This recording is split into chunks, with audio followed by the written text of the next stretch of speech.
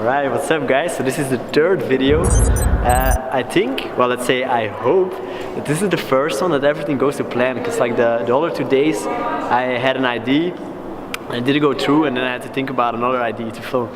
But today I'm gonna do something that I wanted to do for a long time already, and that's making... Alright, so what do you think yourself? It's midnight, I don't have a video. I was super happy this afternoon because I thought that now it would be like a smooth sailing day and the third video wouldn't be working in the middle of the night to get it done. But anyways, ended up like that. So I'll think about something like on a computer, like an editing tutorial, something really useful. Maybe I'll show you one of my latest presets, how I made it, so you can use it to edit your pictures.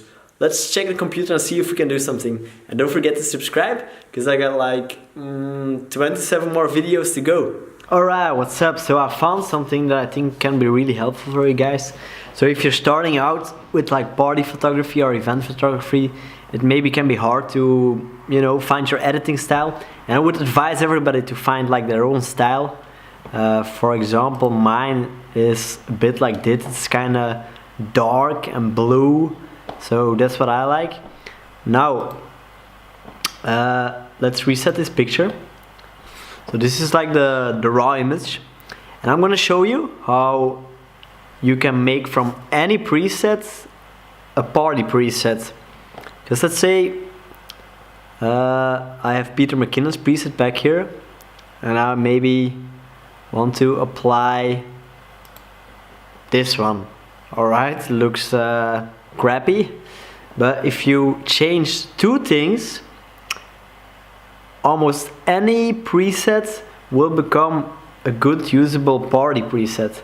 It won't necessarily match your picture, but it can be a good party preset. So that's number one, highlights and exposure. Bumping these two like a little bit extreme, like for example now the highlights are 60 and the exposure is 143, which like, I mean, the picture was kind of okay exposed, so it's high, but for like party pictures it gives like this pop, you know. You can see like the colors, it's vibrant, it's lively. The highlights, make sure that where your flash went, like onto the girl here, that she gets like this pop, because you can maybe like go even extremer with this and just go a little bit like this, then it stays kind of relatively dark, but there's like a pop on the girl. Let's check another picture. So here we go. I'll reset the picture. Let's say I got a preset back from Jessica Cobase here. So I apply the preset. Doesn't look good. So what do? Bam, here we go with the highlights. Already looks kind of cooler, because you know there's like a pop on this person. Bam. So it's kind of like, I mean, I guess overexposing the picture with the highlights and the exposure, but it really also gives like this, because you know a party is flashy, you have like a lot of lights, so it can be a little bit more crazy, the edit. Let's maybe check this one out. So this is my edit. I'll reset it. And I'll maybe check like one of my edits. Alright, so let's apply like a random preset I ever made. So, alright, looks crappy, but alright, let's go with the highlights and then bam, the exposure. Maybe turn it a little bit more orangey, not that much. So alright, yeah, maybe not the best one, but it's like doable, you know, it's like kind of cool, it's like very dark, and then the girl has like this pop. So again, it's just like playing with the exposure and the highlights, and you can turn any preset almost into like a party preset.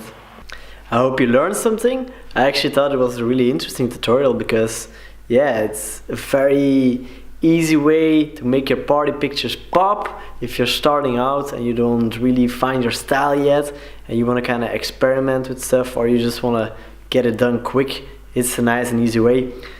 Now, I have to say, this project of like making a YouTube tutorial every day for 30 days, it's hard actually. You know why it's hard for me? I can bang out like a tutorial every day, that's not a problem. The thing what makes it hard for me is I'm very demanding. Like for example, this, I don't know, it's not acceptable for me. It's like the location is not good enough to film, and that makes the video for me kind of crappy. But as the great Peter McKinnon said, done is sometimes better than perfect. And the message of this video is the tutorial being what I just showed you guys on the computer, and I actually think it's a good tip.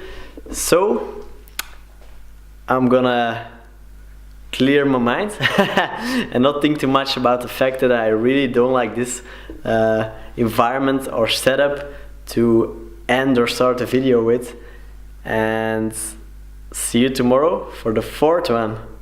Like and subscribe, share with your friends if you think it's cool, and see you on the next one.